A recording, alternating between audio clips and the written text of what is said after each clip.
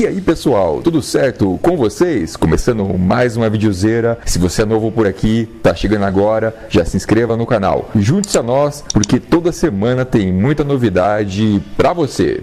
Mas antes, como prometido, eu falei dias atrás, queria mandar um salve para a primeira pessoa que acertasse quem é o nome dessa estrela do rock dessa foto. Imagem que eu postei na aba comunidade aqui do canal em celebração ao Dia Mundial do Rock. E quem acertou o nome foi Canal Volume Máximo. Parabéns, acertou em cheio, hein? A estrela do rock dessa foto é o Jimmy Page, guitarrista do Led Zeppelin, quando ainda era criança, garoto prodígio. Um fato curioso é que foi ele, a lenda do rock, que comprou a mansão daquele bruxo, Aleister Crowley, sabe? Jimmy acreditava que a história sinistra do local inspirava ele para compor suas músicas, e reza a lenda que o local, além de ser sinistro, é cheio de fato sobrenatural. Hoje o local encontra-se abandonado, não se sabe por que ele não quis mais a casa, mas reza a lenda que já aconteceu várias coisas sinistras, inclusive essa casa já até pegou fogo.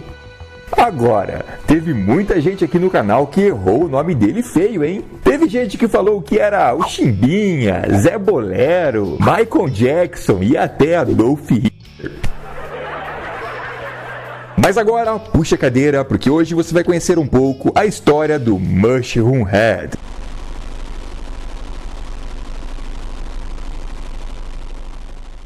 Tudo começou em Cleveland, Ohio, por volta de 1993. Visualmente inspirados no Mr. Bungle. Se você nunca ouviu falar do Mr. Bungle, foi uma banda de rock experimental formada em 85 pelo vocalista Mike Patton, do Faith No More. Basicamente era um projeto paralelo dele, e pode-se dizer que o Mushroomhead no início era quase que uma cópia do Mr. Bungle visualmente, porque a semelhança era muito parecida.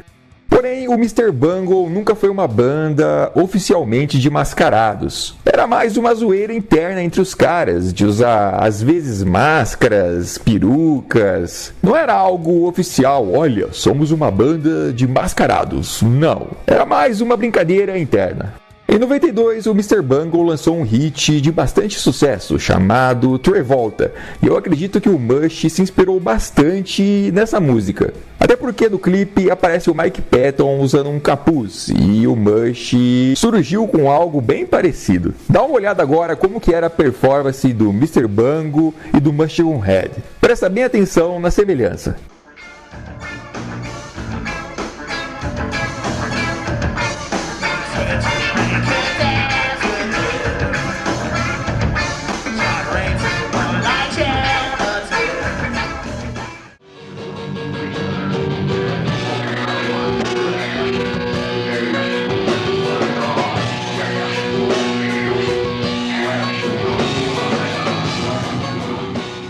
O início do Mushroomhead não era algo levado totalmente a sério, já que os integrantes vinham de outras bandas no final dos anos 80. O Mush era um projeto paralelo desses caras, algo do tipo, vamos ver o que vira isso.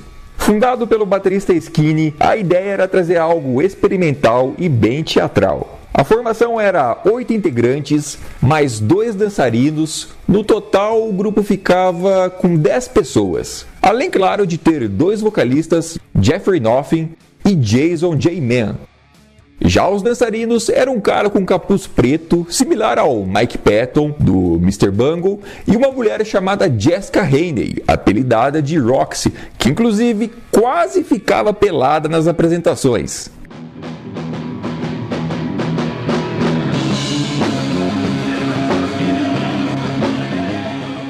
O primeiro álbum foi lançado no dia 3 de abril de 1995, de forma totalmente independente, e muitas das canções contêm amostras de filmes. E o interessante é que é o único álbum com a formação original, antes da saída de alguns integrantes. Para quem é fã e colecionador, sem dúvida é um disco muito raro. Até porque foi um álbum bem independente e não caiu na mão das lojas e mercados de CDs, sendo assim algo bem raro. O primeiro show deles aconteceu em um sábado e 3 dias depois, adivinha o que aconteceu? Eles receberam a ligação para se apresentar num outro festival, abrindo para a banda Gwar. já que o Gwar iria fazer show na cidade deles, em Cleveland. E olha, não foi nada mal. Para uma banda que estava recém começando e já foi convidada para abrir para o Gwar e tocar para um público de aproximadamente 2.000 pessoas, não estava nada mal. O Gwar, para quem não sabe, é uma banda de mascarados, mais precisamente fantasiados de monstros. We would like to heap lavish amounts of praise upon you. Let's hear it right now. A little cheer for the star. Hip, hip, hooray! Hooray! Hip, hip, hooray!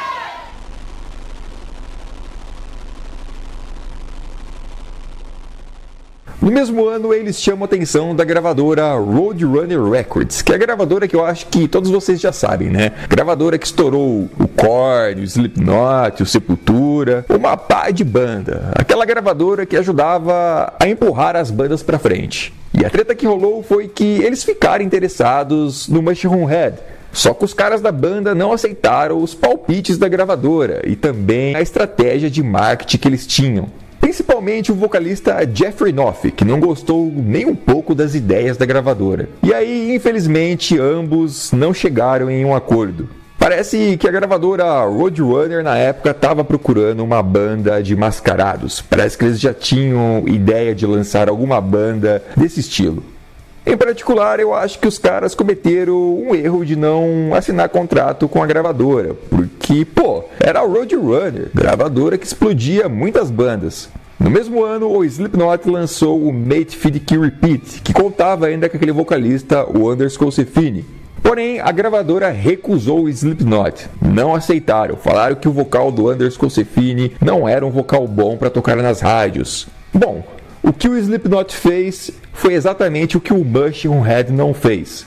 Já que o Mush não se rendeu para a gravadora, o Slipknot acabou aceitando as ideias. E foi aí que eles fizeram várias modificações na banda e conseguiram assinar contrato com a Roadrunner. E aí vocês já sabem o que aconteceu, né? Que a banda acabou tendo de início um sucesso bem rápido. Talvez se o Mush tivesse aceitado as ideias da gravadora, quem sabe eles poderiam ter conseguido o sucesso que o Slipknot conseguiu. Mas, infelizmente, os caras tinham aquela mentalidade mais fechada, mais truzeira, de não se render ao mainstream. E aí, deu no que deu.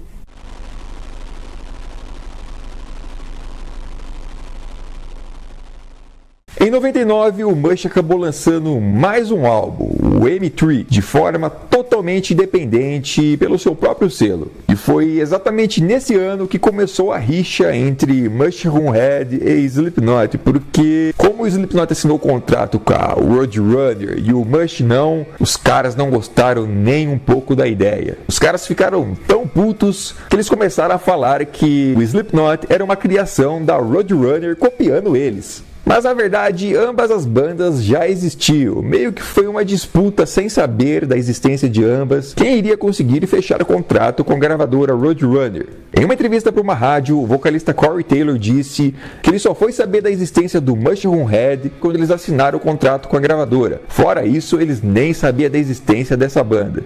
E eu acredito que o Mushroom Head também só foi saber do Slipknot quando eles explodiram em 99. Acredito que ambas, de certa forma, foram inspiradas no Mr. Bungle.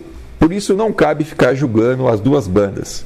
Já o baterista Skinny, em algumas entrevistas, ele disse que nunca teve problema com Slipknot, que toda essa rixa foi criada através dos fãs, ou seja, fãs do Mush versus fãs do Slipknot, aquela briga boba, sabe? Porém, tem alguns fatos que dá a entender que sim, o Mushroom Head parece que quis tretar sim. Por exemplo, no videoclipe da música Burn, em um dos frames mostra um dos integrantes do Mush usando uma máscara igual do clã e segurando vários CDs, dando a entender uma indireta clara pro Slipknot. Algo do tipo que eles estão desesperados para vender seus CDs. Ou seja, uma indireta bem nítida. Já o vocalista Jeffrey Knopf fez uma tatuagem na sua perna e postou a foto na internet com a seguinte legenda: "A verdade sempre aparece". No desenho, é possível ver ele saindo de dentro do vocalista Corey Taylor, ou seja, mais uma indireta para a banda.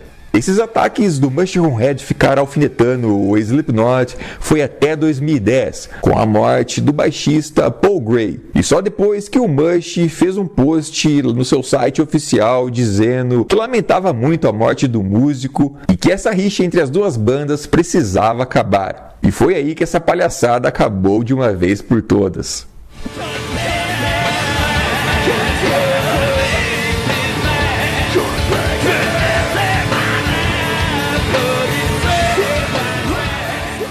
Atualmente eles têm 8 álbuns de estúdio e em 2001 eles quase saíram do underground porque eles assinaram com uma grande gravadora, a Eclipse Records, e depois teve relançamento com a Universal Records. E foi nessa época que eles conseguiram um certo destaque mundial, com um pé entre o mainstream e o underground.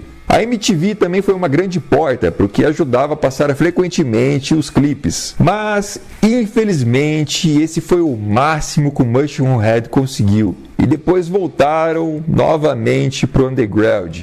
Uma das coisas que eu acredito que desestruturou bastante a banda foi a mudança constante de integrante, porque desde o início sempre passou por diversas mudanças. Sai um, entra outro, muda esse, muda aquele, e eu acho que isso contribuiu um pouco para a banda perder a sua essência. Até mesmo a troca de vocalistas, porque é bem ruim quando uma banda começa a mudar a toda hora o vocalista. Atualmente, Jeffrey Knopf não se encontra mais na banda e tem um outro vocalista que tem uma voz até meio parecida com a dele. Eu gosto bastante do Mushroom Head, independente de qualquer coisa, e recomendo você ouvir também. Se você for buscar a fundo, tem bastante música legal.